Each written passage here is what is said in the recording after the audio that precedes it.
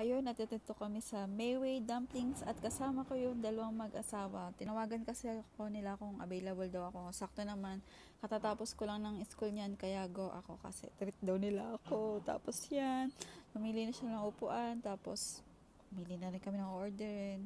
Kasi tuwing Tuesday, school ko lang, kaya yan, go.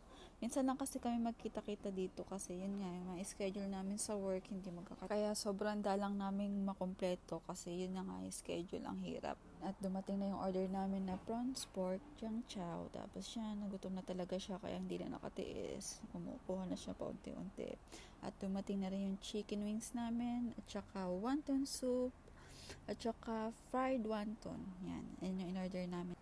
Ayan, at kumain na kami at nagkwentuhan din about buhay-buhay. Alam niyo naman, pag nasa ibang bansa, sobrang lungkot, sobrang layo sa pamilya. Ay, pero kailangan magtiis para sa future. Sa una lang naman talaga mahirap, pero pag na-achieve mo na yung goals mo, grabe. For sure, sobrang sarap nun.